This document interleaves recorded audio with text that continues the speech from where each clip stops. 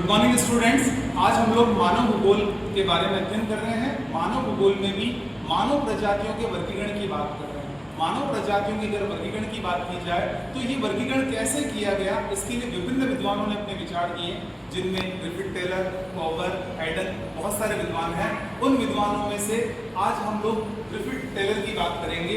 Griffith Taylor, इनका जन्म 1 दिसंबर 1880 में हुआ था और इनका जो अंतकाल हुआ था वो 5 नवंबर 1963 में हो गया था। ये अंग्रेजी मूल के मनोवैज्ञानिक थे जिन्होंने स्पेशली मानव प्रजातियों को बताया गया है।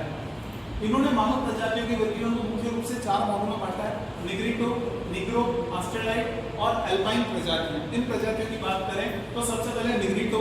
इस प्रजाति के लोगों का सिर, यानी इन्होंने जो डिवाइडेशन किया वो इससे आधार पर किया कि इनका सिर बहुत पतला होता है, कद बहुत छोटा होता है, नाक चौड़ी होती है, चपटी होती है, बाल छल्लेदार होते हैं, त्वचा का रंग जो होता है वो काला होता है, जबड़ा कुछ बाहर की ओर निकला हुआ होता है। यानी अगर बात करें तो इन्होंने जो वर्गीकरण किया, चेहरे के हाव भाव और सिर की आकृति को ध्यान में बताया कि निग्रिटो व्यक्ति कैसा दिखाई देता है। फिर दूसरा इन्होंने निग्रो के बारे में जो बात कही, इन्होंने कहा इनका सर लंबा होगा और शिरस्य सूचकांक, यानी जो सिर की जो हाइट है, जो सूचकांक है, वो इन्होंने बताया 70 से 72 के बीच में होगा।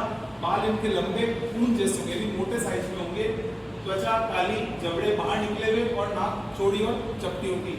यानी निग्रिट, ऑस्ट्रेलाइट और निग्रिटो में थोड़ा सा अंतर है। नेक्स्ट आगे ऑस्ट्रेलाइट प्रजाति। इस प्रजाति की बात करें तो लंबे सिर वाली होती है और शिरस्य सूचकांक, जैसा कि निग्रो में हमने पढ़ा 70 से 72 है, यहाँ 72 से 74 रहेगा और उनकी त्वचा चमकदार कत्थई रंग की होती है, ब्लैक नहीं होगी, कत्थई रंग की होगी। फिर साथ ही थोड़ी जामुनी रंग की होती है, बाल भुराले होंगे और जबड़े कुछ आगे की ओर निकले हुए रहते हैं। नाक की चौड़ाई मध्यम रहती है, चपटी नाक ना होके मध्यम साइज की रहेगी।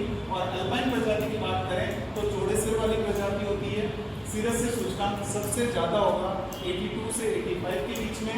त्वचा का रंग भूरा और सफेद है, बाल सीधे रहेंगे, नाक पतली और चेहरा जबड़ा सीधा होता है, यानी चपटी नहीं होती।